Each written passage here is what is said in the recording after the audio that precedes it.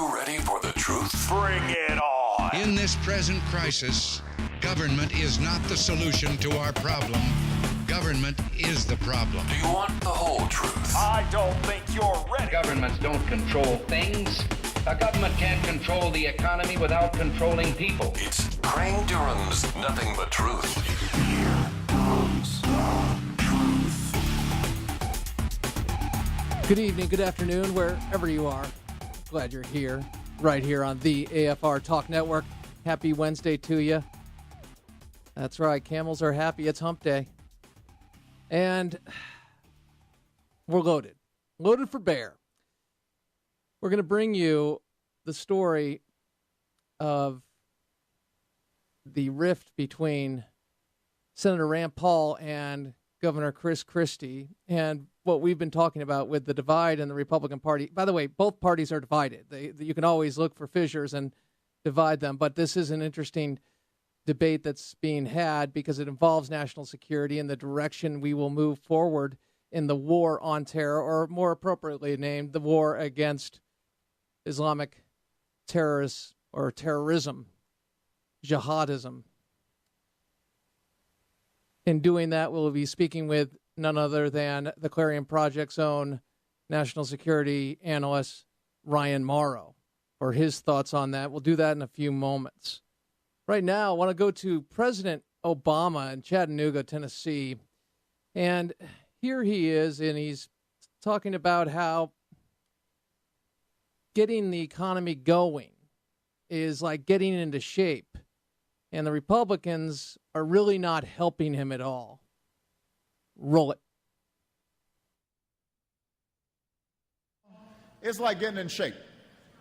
You know, you can't just go on the, muffin and donut diet and the latest fad and lose weight. You got to work out and you got to eat better, right?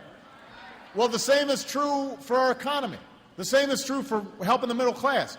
We've got to have a serious, steady, long-term American strategy to reverse the long-term erosion of middle-class security and give everybody a fair shot. Do you believe a word that man says anymore? They used to do features on how Bush was in a bubble and didn't understand.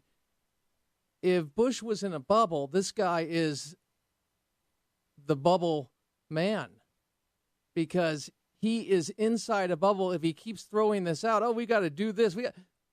Wait a second. You've been president for 5 ripping years. Doesn't take a ripping Einstein to understand that you've had your stimulus, Obamacare, Dodd-Frank, and you tanked the economy or the so-called recovery. It's anemic. And now you're saying, hey, we got to get it. It's like you can't eat donuts and muffins. Got to get, a durable plan. What are you talking about? I think there are a lot of conservatives out there who've had to listen to people like President Obama in their undergrad, college years, or maybe even in high school. And you play the game to a point. You do your work, but you recognize that the person's a leftist, and so be it. And their ideas really don't apply to the real world. But if President Obama were to say that in front of small business owners and then did a one-on-one, just took questions from the audience, wouldn't that be interesting? Reality meeting BS bunny stew. That would be interesting to me. And this is not hateful. This is just truth.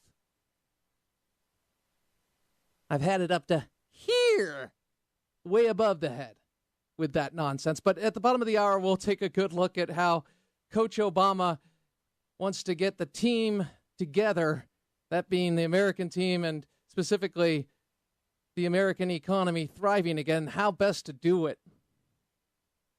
Charles Krauthammer, and an outstanding analysis about what President Obama believes. I don't know. Again, either he's delusional, some psychosis, stupid, but I don't think he's stupid.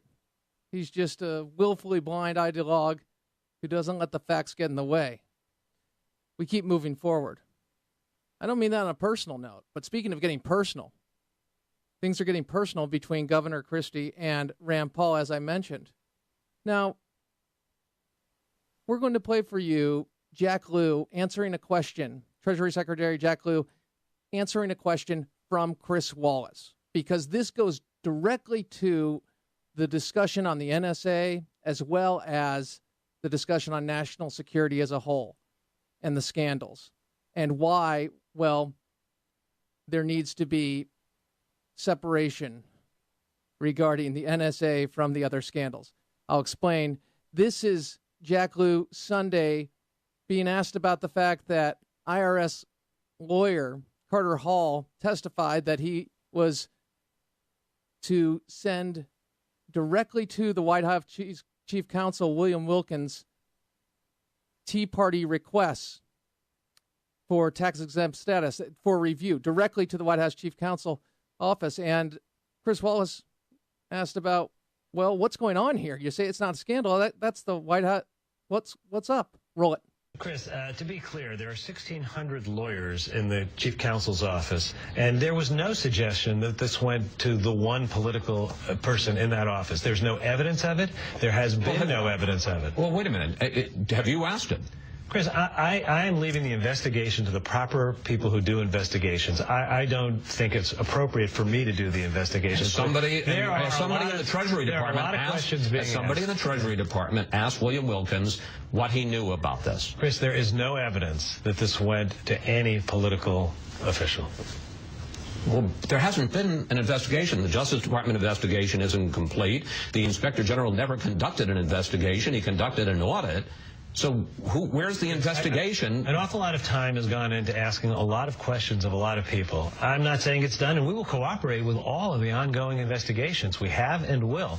I'm just challenging your assertion that something has been shown when no evidence has been produced to show it. I'm just wondering why the questions haven't been asked. Well, you would have to look at evidence that comes forward and respond to it. 1,000 points of light. I mean, it's literally like, okay, here's the evidence. You have the meeting logs that we see that under the visitors logs, we see that Wilkins and we have the director of the IRS meeting with the president. Was this discussed? We have a policy change after that.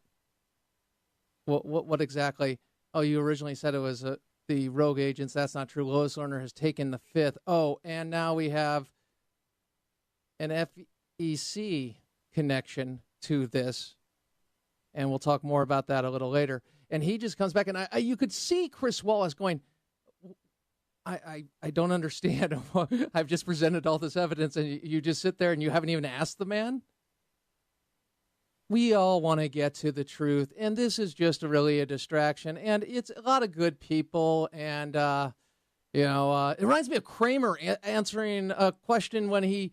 Remember in Seinfeld when Kramer went in and he worked at a business? They thought he was part of the business. I don't know if you all watched Seinfeld, but old one.